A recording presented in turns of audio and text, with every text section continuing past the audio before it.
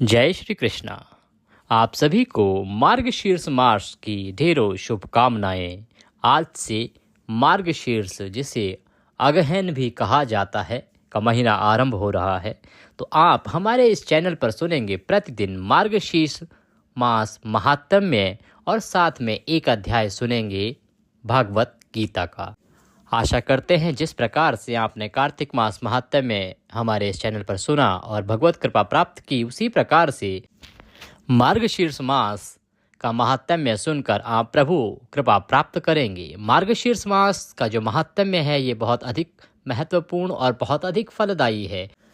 मार्गशीर्ष की महिमा बहुत अधिक है। भगवान श्री कृष्ण इसकी महिमा का वर्णन स्वयं करते हैं। इसके बारे में हमने मार्गशीर्ष मास के महत्व को समझाते हुए एक वीडियो बनाया था, जिसमें संपूर्ण जानकारी दी थी कि इस महीने की क्या विविधता है, क्या महत्ता है और क्यों इसमें स्नान करना चाहिए और क्यों इसका महात्म्य सुनना चाहिए।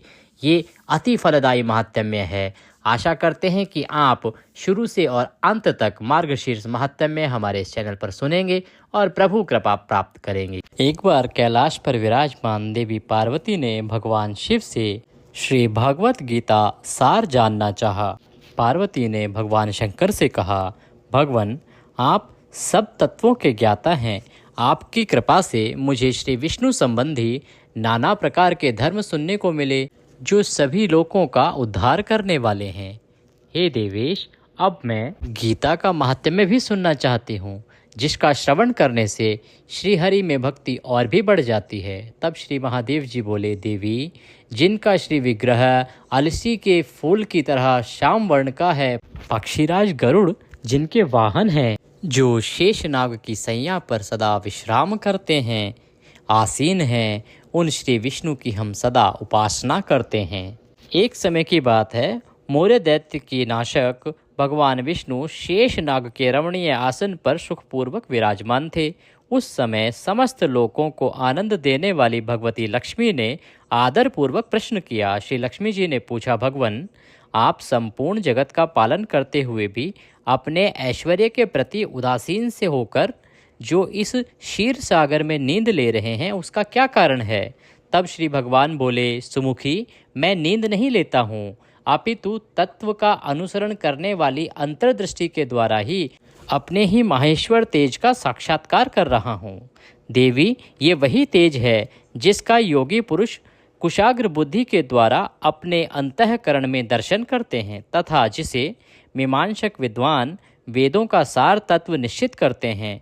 वह महेश्वर तेज एक अजर प्रकाश रूप आत्मरूप रोग शोक से रहित अखंड आनंद का पुंज निष्पंद तथा द्वैत रहित है। इस जगत का जीवन उसी में निहित है। मैं उसी का अनुभव करता हूँ। देवेश्वरी, यही कारण है कि मैं तुम्हें नींद लेता सा प्रतीत हो रहा हूँ। तब श्री लक्ष्मी जी ने कहा, ऋषिकेश, आप ही योगी पुरुषों के ध्येय हैं। आपके अतिरिक्त भी कोई ध्यान करने योग्य तत्व है, यह जानकर मुझे बड़ा कौतूहल हो रहा है। इस चराचर जगत की सृष्टि और संहार करने वाले स्वयं आप ही हैं। आप सर्वसमर्थ हैं। इस प्रकार की स्थिति में होकर भी यदि आप उस परम तत्व की भिन्न हैं, तो मुझे भी उसका बोध कराइए। तब श्री भगवान बोले, प्रिय, आत्मा का स्वरूप द्वैत और अद्वैत से अलग भाव और भाव से मुक्त, आदि और अंत से रहित है। शुद्ध ज्ञान के प्रकाश से उपलब्ध होने वाला तथा परमानंद स्वरूप होने के कारण एकमात्र सुंदर है। यही मेरा एकमात्र स्वरूप है। गीता सार में इसका प्रतिपादन हुआ है। भगवान विष्णु के ये वचन सुनकर श्री लक्ष्मी देवी ने मन में शंका करते हुए कहा कि भगवान, यदि आपका स्वरूप अनंत में और मन वाणी की पहुंच के बाहर है, तो गीता में वह कैसे इसका बोध कराती है? मेरे इस संदेह का भी आप निवारण कीजिए। भगवान बोले, सुंदरी सुनो, मैं गीता में अपनी स्थिति का वर्णन करता हूँ। क्रमशः 5 अध्यायों को तुम 5 मुख जानो, 10 अध्यायों को 10 भुजाएं समझो और 1 अध्याय को उदर और 2 अध्यायों को चरण कमल जानो। इस प्रकार ये 18 अध्यायों की वांग्मयी ईश्वरी मूर्ति ही समझनी चाहिए। ये ज्ञान मात्र से ही महान पापों का नाश करने वाली है। जो उत्तम बुद्धि वाला पुरुष गीता के 1 या आधे अध्याय का अथवा एक आधे या चौथाई श्लोक का भी प्रतिदिन अभ्यास करता है वह सुशर्मा के समान मुक्त हो जाता है। श्री लक्ष्मी जी ने पूछा, देव, सुशर्मा कौन था, किस जाति का था और किस कारण से उसकी मुक्ति हुई? भगवान बोले, प्रिय, सुशर्मा बड़ी खोटी बुद्धि का मनुष्य था। पापियों का तो वह शिरोमणि ही था। उसका जन्म वैदिक ज्ञान से परे और क्रूर अत्याचार करने वाले ब्राह्मण के कुल में हुआ था। वो ना तो ध्यान करता था, ना जप, ना होम करता था, ना अतिथियों का सत्कार। वह लंपट होने के कारण सदा विषयों के सेवन में ही आसक्त रहता था। हल जोतता और पत्ते बेचकर जीविका चलाता था। उसे मदिरा पीने की आदत भी थी और वह मांस भी खाया करता था। इस प्रकार उसने अपने जीवन का बहुत सा लंबे समय बिता दिया। एक दिन मूढ़ बुद्धि सुशर्मा पत्ते लाने के लिए किसी ऋषि की वाटिका में घूम रहा था। इसी बीच में काल रूपधारी काले सांप ने उसे डस लिया। सुशर्मा की मृत्यु हो गई। इसके बाद वह अनेक नरकों में जाकर वहां की यातनाएं भोगकर मृत्यु लोक में वापस लौट आया और यहाँ बोझ ढोने वाला बैल हुआ। उस समय किसी पंगु ने अपने जीवन को आराम से व्यतीत करने के लिए उसे खरीद लिया। बैल ने अपनी पीठ पर पंगु का भार धोते हुए बड़ा ही कष्ट सहा और इस प्रकार उसने 7-8 वर्ष बिताए। एक दिन पंगु ने किसी उचित स्थान पर बहुत देर तक उस बैल को तेजी से घुमाया, जिससे वह थक कर बड़ी तेजी से पृथ्वी पर गिर पड़ा और मूर्छित हो गया।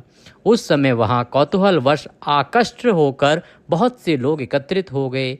उस जन समुदाय में से किसी पुण्यात्मा व्यक्ति ने उस बैल का कल्याण करने के लिए उसे अपना पुण्य दान कर दिया। इसके बाद कुछ अन्य लोगों ने भी अपने अपने पुण्यों को याद करते हुए उसको दान कर दिया।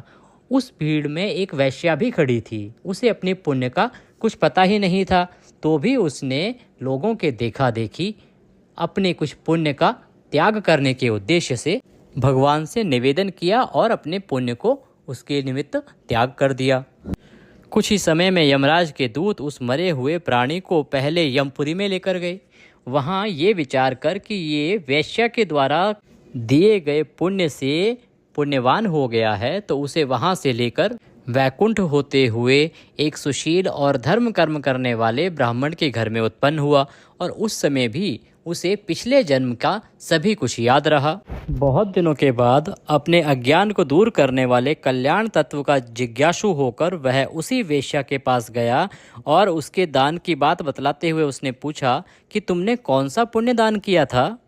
वेश्या ने बताया कि वह पिंजरे में बैठा हुआ तोता प्रतिदिन कुछ पढ़ता है, उससे मेरा अंतःकरण पवित्र हो गया है और उसी का पुण्य मैंने उस दिन तुम्हारे लिए दान कर दिया था। इसके बाद उन दोनों ने उस तोते से पूछा। तब तोते ने अपने पूर्व जन्म का स्मरण करते हुए प्राचीन इतिहास कहते हुए वह बोला। शुक बोला, पूर्व जन्म में मैं विद्वान होते हुए भी विद्वता के अभिमान से मोहित रहता था। मेरा राग द्वेष इतना बढ़ गया था कि मैं गुणवान विद्वानों के प्रति भी ईर्ष्या भाव रखने लगा था। फिर एक समय आने पर मेरी मृत्यु हो गई और फिर मैं अनेक घृणित लोकों में भटकता रहा और उसके बाद मैं इस लोक में आया। सद्गुरु की अत्यंत निंदा करने के कारण तोते के कुल में मेरा जन्म हुआ। पापी होने के कारण छोटी अवस्था में ही मेरा माता पिता से वियोग हो गया। एक दिन गर्मी की ऋतु में मैं तपे हुए रास्ते में पड़ा था। वहाँ से कुछ श्रेष्ठ मुनि मुझे उठाकर लाए और महात्माओं के आश्रय में आश्रम के भीतर इस पिंजरे में मुझे डाल दिया। वहीं मुझे पढ़ाया गया। ऋषियों के बालक बड़े आदर के साथ गीता के प्रथम अध्याय की आवृत्ति करते थे। उन्हीं से सुनकर मैं भी बारंबार पाठ करने लगा। इसी बीच में एक चोरी करने वाले बहेलिये ने मुझे वहाँ से चुरा लिया। इसके बाद इस देवी ने अर्थात वैश्या ने मुझे खरीद लिया और यही मेरा वृतांत है जिसे मैंने आप लोगों को बता दिया। पूर्व समय में मैंने गीता के पहले अध्याय का अभ्यास किया था, इसी कारण मैंने अपने पाप को दूर किया है। फिर उसी से इस वैश्या का भी अंतःकरण शुद्ध हुआ है और उसी के पुण्य से यह द्विज श्रेष्ठ सुशर्मा भी पापमुक्त हुए हैं। इस प्रकार परस्पर वार्तालाप और गीता के प्रथम अध्याय के महात्म्य की चर्चा करके बारंबार वे अपने घरों में गीता के प्रथम अध्याय का अभ्यास करने लगे। ज्ञान प्राप्त करके वे मुक्त हो गए। फिर जो भगवत गीता के प्रथम अध्याय को पढ़ता, सुनता अथवा अभ्यास करता है, उसे इस भव सागर को पार करने में कोई कठिनाई नहीं होती। इसीलिए हमने आपको पहला अध्याय यहाँ पे सुनाया है, उसको अवश्य सुने। अब हम सुनेंगे मार्गशीर्ष मास का प्रथम अध्याय। आपसे निवेदन है, कृपया जय श्री कृष्णा अवश्य लिखें। भगवान का नाम जब कमेंट बॉक्स में लिखा जाता है तो भगवत कृपा आपको प्राप्त होती है, भगवान प्रसन्न होते हैं और उनके आशीर्वाद से आपकी सभी मनोकामनाएं पूरी होती हैं। आइए प्रथम अध्याय मार्गशीर्ष मास का आरंभ करते हैं। एक समय की बात है, वृंदावन में एक महाराज जी बड़ी ही सुंदर कथा सुना रहे थे। यमुना नदी के उस पार गांव से 2 सखियां वृंदावन में रोज फल और सब्जियां बेचने के लिए आया करती थी। उन दोनों सहेलियों में से एक का नाम था मंगला और दूसरी का नाम था सुमंगला। मंगला और सुमंगला दोनों फल और सब्जियों की टोकरियां अपने सर पर रखकर लाती और फिर वृंदावन की गलियों में डोल डोल कर उन्हें बेचा करती थी। ये उनका रोज का काम था। क्योंकि उन्हें सुबह सवेरे घर से जल्दी निकलना पड़ता था, इसलिए वे दोनों अपने घर से अचार और रोटी लेकर आती और फिर वापस यमुना नदी के तट पर जाकर पेड़ की छाया में बैठकर रोटी खाती और यमुना जी का पानी पीती और फिर बड़े ही आनंद से नाव में बैठकर जो भी उसका किराया होता वह किराया देकर आनंद से अपने घर चली जाती थी। उन दोनों पर अपने परिवार की इतनी बड़ी जिम्मेदारी थी कि उनके पास भगवान की भक्ति करने का समय ही नहीं था। उन्हें पता ही नहीं था कि भक्ति क्या होती है, पूजा पाठ क्या होता है, क्योंकि उन्होंने कभी किया ही नहीं। उनके पास समय ही नहीं था। वो तो केवल अपना और अपने परिवार का पेट भरना जानती थी। वे दोनों बड़ी सरल थी और कभी झूठ नहीं बोलती थी। झूठ बोलना तो मानो उन्होंने जीवन में सीखा ही नहीं था। छल कपट क्या होता है ये भी उन्हें नहीं आता था। मंगला और सुमंगला इस बात को समझती नहीं थी कि आखिर छल कपट क्या होता है, क्योंकि उन्होंने आज तक ना तो कभी एक दूसरे से और ना ही कभी किसी और से झूठ बोला था। जैसे वो मन से भीतर थी वैसे ही वो बाहर से भी थी। फिर एक दिन क्या हुआ कि वो दोनों सहेलियां सब्जी बेचने के लिए वृंदावन में आई। आज उनकी सब्जी हर दिन से जल्दी बिक गई।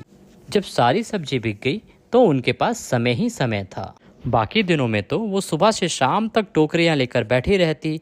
शाम होने तक कहीं जाकर उनकी सब्जियां बिक पाती थी। अब आज जब उनकी सब्जियां जल्दी बिक गई तो उनके पास समय था, तो उन्होंने देखा कि पास में ही बड़े ज्ञान की कथा चल रही थी। मंगला ने कहा, सुनो बहन, आज तो सब्जी जल्दी बिक गई, हम जल्दी भी घर जाकर क्या कर लेंगे, तो तब तक हम महाराज जी कथा सुना रहे हैं, चलो हम भी कथा सुन लेते हैं। तब सुमंगला ने कहा, बहन ये कथा क्या होती है? मंगला बोली, बहन ये तो मुझे भी नहीं पता कि कथा क्या होती है, लेकिन सब लोग कहते हैं कि कथा हो रही है, तो चलो आज हम भी चलकर सुन ही लेते हैं कि कथा क्या होती है, हम भी जान लेंगे कि कथा क्या होती है। अब मंगला और सुमंगला दोनों अपनी सब्जी की खाली टोकरियों को एक जगह पर रखकर कथा पर चली गई। सबसे पीछे जाकर बैठ गई। दोनों बड़ी श्रद्धा से और बड़े मन के साथ कथा सुनने लग गई। महाराज जी कथा सुना रहे थे, कह रहे थे कि जिसने कभी भगवान से प्रेम नहीं किया उनका जीवन तो बेकार है। महाराज जी कथा में कह रहे थे कि जिनका प्रेम श्री कृष्ण के चरणों में नहीं हुआ उनका तो जीवन बेकार है। अरे अगर आपने भगवान को नहीं देखा तो फिर क्या देखा, भगवान को नहीं पाया तो क्या पाया। इस प्रकार से वो आचार्य जी बड़े ही प्यार से अपने भक्तों को और श्रोताओं को कथा सुना रहे थे कि भगवान को प्राप्त कर लेना ही जीव मात्र की, मनुष्य मात्र की सार्थकता है। कथा के बीच में से महाराज जी ने पूछा कि आपको पता है कि इस धरती पर आपका जन्म क्यों हुआ है? भगवान को पाने के लिए आप आए हैं, भगवान को खोजने के लिए ही आपका जन्म इस धरती पर हुआ है। लेकिन यहाँ पर तो केवल आप लोग अपना पेट भरने में लगे रहते हो, बस पैसा इकट्ठा करने में लगे रहते हो, भूल जाते हो कि आपका इस धरती पर आने का उद्देश्य क्या था। जब महाराज जी ने इस तरह कथा में समझाया तो मंगला और सुमंगला दोनों सहेलियां कथा से बड़ी प्रभावित हुई। मंगला ने कहा, बहन देखो महाराज जी ने क्या कहा। महाराज जी ने कहा है कि भगवान श्री कृष्ण के चरणों में प्रेम नहीं हुआ तो जीवन बेकार है। तब सुमंगला ने कहा कि बहन तो क्या फिर हमारा जीवन बेकार हो जाएगा, क्या हमारी ज़िंदगी बेकार चली गई? मंगला ने कहा, बहन लगता तो ऐसा ही है। अब कथा चल रही थी, इधर मंगला और सुमंगला को यमुना नदी पार करके समय पर अपने गांव भी वापस जाना था, इसलिए वो दोनों सखियां कथा से उठकर चली गई। लेकिन रास्ते भर दोनों सखियां यही चर्चा करती जा रही थी कि बहन तू बता, क्या तूने कभी भगवान श्री कृष्ण को देखा है? मंगला भी अपनी सखी सुमंगला की तरह बड़ी ही भोली भाली थी। कहने लगी, बहन मैं तो हमेशा तेरे साथ रहती हूँ, भला मैंने भगवान को कहाँ देखा? तब सुमंगला बोली, तो चलो फिर तो हमें भगवान को देखना चाहिए। महाराज जी ने यह भी तो कहा है कि अगर भगवान को नहीं देखा और भगवान से प्रेम नहीं करा तो जीवन बेकार है। अब वे दोनों सखियाँ भगवान के बारे में कुछ तो जानती नहीं थी, ना कभी उन्होंने पूजा की थी, ना ही भगवान के स्वरूप को कभी देखा था। तो सुमंगला बोली कि बहन ये तो बताओ कि भगवान मिलेंगे कहाँ? मंगला कहने लगी कि मुझे लगता है भगवान साधु संतों के पास जरूर होंगे। तब तो साधु संतों के पास ही मिलेंगे, चलो हम उन्हीं के पास चलते हैं, उन्हीं को ढूंढते हैं। फिर दोनों सहेलियां बातें करती हुए यमुना नदी के तट पर पहुंच गई और वहीं किनारे पर एक पेड़ की ठंडी ठंडी छांव में बैठकर साथ लाया अचार और रोटी खा ली। खाते वक्त भी वे दोनों यही चर्चा कर रही थी कि हम तो तुच्छ प्राणी हैं, हम तो बड़े अभागे हैं, हमें तो आज तक भक्ति नहीं की, हमें तो आज तक भगवान के दर्शन ही नहीं हुए, हमें भगवान कहाँ मिलेंगे? उन्होंने कहा कि साधुओं को भगवान ज़रूर मिलते हैं। तभी यमुना नदी के किनारे पर एक महात्मा जी आ रहे थे। महात्मा जी पहुँचे तो उन्होंने अपना कमंडल और अपना झोला यमुना जी के तट पर रख दिया और एक दूसरे पेड़ की ठंडी ठंडी छांव में लेटकर आराम करने लगे। इसी बीच में उन्हें गहरी नींद आ गई। तब सुमंगला और मंगला ने उन्हें सोते हुए देखा तो आपस में कहने लगी कि सुनो बहन, ये महाराज जी हैं और इनका सामान भी यहाँ पर रखा हुआ है, फिर तो भगवान भी यहाँ पर होंगे। महाराज जी ने तो अपने शरीर पर केवल एक धोती पहन रखी थी, उसके अलावा उनके शरीर पर कोई कपड़ा तो था नहीं, इसलिए भगवान को उन्होंने कहीं छुपाया तो नहीं था। जरूर भगवान उनके सामान में ही होंगे। यह सोचकर मंगला बोली कि चलो जल्दी से। फिर उन्होंने अपनी रोटी और अचार को अधूरा ही छोड़ दिया और दोनों दौड़ कर गई और महाराज जी का जो सामान रखा हुआ था उसमें कमंडल खोला और देखा कि उसमें तो कुछ नहीं था। फिर उन्होंने झोला निकाला, झोले में देखा कि उसमें उनका पूजा पाठ का सामान रखा हुआ था। वो कहने लगी, अरे बहन इसमें तो भगवान नहीं है, देखो ध्यान से, भगवान तो महाराज जी के पास होते ही हैं, भगवान तो साधुओं के पास होते हैं, भगवान जरूर उनके पास होंगे, तुम्हें दिख नहीं रहे होंगे। वे दोनों सखियां इतनी भोली भाली, इतनी मासूम कि उन्हें ये भी नहीं पता कि भगवान कहाँ हैं। उन्हें तो बस ये पता था कि भगवान साधुओं के पास होते हैं, क्योंकि साधु ही भगवान की सच्ची भक्ति करते हैं और उन्हें कमाने तो कोई चिंता होती नहीं, जो मिल जाता है उसी को प्रेम से ग्रहण कर लेते हैं। अब उन महात्मा जी के पास से भगवान को ढूंढने के चक्कर में उन्होंने उन महात्मा जी का पूरा झोला ही उलट पुलट कर दिया, पूरे झोले को खाली कर दिया। जब झोले को पूरा खाली कर दिया तो उसमें से एक छोटा सा डिब्बा निकला।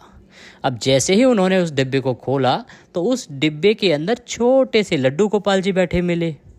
लड्डू गोपाल जी को देखकर सुमंगला बड़ी खुश हुई और खुशी से चहकते हुए बोली, मंगला देखो बहन, मिल गए भगवान जी, देखो जल्दी ये रहे। मंगला रोने लगी। ये देखकर सुमंगला बोली, अरे बहन रो क्यों रही हो, हमें भगवान के दर्शन हो गए और यही भगवान है। मंगला बोली, हे भगवान, आपको इतने छोटे से डिब्बे में महाराज जी ने बंद करके रखा है, हमें तो ऐसा लगता है ये महाराज जी को जरूर डराते धमकाते होंगे, और देखो तो सही भगवान का पाँव भी टेढ़ा हो गया है। मंगला बोली, हे भगवान, आपको डरा धमका कर तो नहीं रखा गया है, महाराज जी जरूर आपको डांटते होंगे। वो आगे कहने लगी कि महाराज जी आपको डरने की आवश्यकता नहीं है, क्योंकि अभी साधु बाबा सोए हुए हैं। आप एक काम करो कि थोड़ी देर तक, जब तक हम दोनों सहेलियाँ यहाँ पर हैं, आप अपना पाँव सीधा कर लो, आपको डरने की बिल्कुल भी ज़रूरत नहीं है, आपको कोई भी नहीं डांटेगा। आपने महाराज जी के डर के कारण अपना पाँव टेढ़ा करके रखा है ना, और इतने से छोटे से डिब्बे में आप बैठे हुए हो। अगर आप मेरे साथ मेरे घर चलोगे तो मैं आपको अपनी टोकरी में बिठाऊंगी। मंगला ने देखा कि उसकी बातों का कोई भी असर भगवान पर नहीं हो रहा है, उन्होंने अभी अपना पाँव टेढ़ा ही करके रखा है, तो वह कहने लगी, लगता है भगवान तो कुछ ज़्यादा ही डरे हुए हैं। सुमंगला कहने लगी, लाओ बहन हम सीधा कर देते हैं। फिर वो लड्डू गोपाल जी से बोली, प्रभु चलिए हम आपका पाँव सीधा कर देते हैं, आप खुद तो पाँव सीधा कर ही नहीं रहे हैं। ऐसा कह के सुमंगला ने उनका पाँव पकड़ा और उनका पाँव पकड़कर खींचने लगी। सुमंगला ने जब लड्डू गोपाल जी का पाँव पकड़कर खींचा और उनके पैर को सीधा किया, फिर कहा कि भगवान जी, आपको डरने की बिल्कुल भी ज़रूरत नहीं है। महाराज जी तो सो रहे हैं, तब तक आप अपना पाँव सीधा कर लो। पता नहीं आपने कब से अपना पाँव मोड़ कर रखा है। अगर आप पाँव सीधा कर लोगे तो आपको भी अच्छा लगेगा। जब सुमंगला ने उनका पाँव सीधा किया तो भगवान उसकी सहजता और सरलता पर रीझ गए। न जाने कौन से गुण पर दयानिधि रीझ जाते हैं। भगवान उन मंगला और सुमंगला की सरलता पर रीझ गए। वे उनकी भक्ति से बड़े प्रसन्न हो गए। जब भगवान रीझे तो सुमंगला ने पाँव पकड़कर खींच लिया। अब लड्डू गोपाल जी ने अपना पाँव सीधा कर लिया। अब एक पाँव तो सीधा हो गया, परंतु दूसरा पाँव अब भी मुड़ा हुआ था। तो दूसरी सहेली ने उनका दूसरा पाँव भी मुड़ा हुआ खींचा तो वह भी सीधा हो गया। अब तो भगवान छोटे से बड़े हो गए। जो पाँव अभी तक टेढ़े थे वो अब सीधे हो गए। मंगला और सुमंगला ने ठाकुर जी को खड़ा कर दिया और उनके पास जो अचार और रोटी बची हुई थी, खाने के बाद उन्होंने भगवान से कहा, हे प्रभु, हमें लगता है कि अब आप भूखे होंगे, तो अब आप खाना खा लीजिए। तो भगवान उनके प्रेम में रीझ कर उनकी बची हुई बासी रोटी और अचार खाने लग गए। लड्डू गोपाल जी ने मुंह खोला और वे दोनों सखियां बारी बारी से उन्हें खिलाने लग गई। लड्डू गोपाल जी उन दोनों को देखकर बारी बारी मुस्कुराते जाते थे और खाना भी खाते जाते थे। मंगला सुमंगला बड़े प्रेम से उन्हें खिला रही थी। तब तक महाराज जी की नींद खुल गई। उन्होंने देखा कि दो कन्याएं हमारे झोले के पास खड़ी हुई हैं। तो महाराज जी उठे और बोले, अरे कौन हो, चोर हो क्या? तुम मेरे पास क्या चुराने आई हो? उन दोनों सहेलियों को अपने पास खड़ा हो देखकर महाराज जी जोर जोर से चिल्लाने लगे, चोर चोर, पकड़ो पकड़ो। अब मंगला और सुमंगला बोली, बहन भागो यहाँ से। फिर दोनों सखियां भगवान से बोली, भगवान जी ठीक है, हम जा रहे हैं, बाद में मिलेंगे। आपके दर्शन पता नहीं हमें दोबारा कब होंगे। ऐसा कहकर वे दोनों सहेलियां वहाँ से लड्डू गोपाल जी को रख के और अपनी टोकरियां उठाकर भाग गई। अब तो महाराज जी बड़े गुस्से में आ गए। उन्होंने देखा कि उनके थैले का सामान तो सारा नीचे पड़ा हुआ था और उनका थैला दूर पड़ा हुआ था। उन्होंने अपने थैले को उठाया और महाराज जी ने सारा सामान वापस रखा। लड्डू गोपाल जी का डिब्बा देखा तो उनका डिब्बा तो खाली था। लड्डू गोपाल जी उससे नदारद थे। उन्होंने देखा कि डिब्बा तो खुला पड़ा है, लेकिन भगवान नज़र नहीं आ रहे। उन्होंने यहाँ वहाँ अपनी नज़रें दौड़ाई तो देखा लड्डू गोपाल जी तो बालू रेत में पड़े हुए थे। अब जैसे ही महाराज जी ने अपने भगवान जी को डब्बे में रखा तो भगवान डब्बे में आए ही नहीं। अब डिब्बे से पाँव बाहर निकले हुए थे। अब तो लड्डू गोपाल जी उस डब्बे में आ ही नहीं रहे थे जिस डब्बे में वो हमेशा रहते थे। यह बात जब महाराज जी ने ध्यान से देखा कि अरे लड्डू गोपाल जी के तो दोनों पाँव सीधे थे, उससे पहले तो उनके पाँव मुड़े हुए रहते थे। यह देखकर लड्डू गोपाल जी के चरणों में महाराज जी गिर पड़े और कहने लगे, हे प्रभु, ये आपकी क्या लीला है? तभी मंगला ने दूर से आवाज़ लगाई, महाराज जी भगवान को इतना डराना मत, आपने उनका पाँव टेढ़ा करके क्यों रखा था? ये ना जाने कब से टेढ़ा पाँव करके बैठे हुए थे और हम दोनों सहेलियों ने इनके पाँव को सीधा कर दिया है। अब उनके पाँव टेढ़े मत करवाना, नहीं तो उन्हें कष्ट होगा। मंगला दूर से ऐसा कहकर चली गई और वह साधु महाराज उन मंगला और सुमंगला को जाते हुए देखते रहे।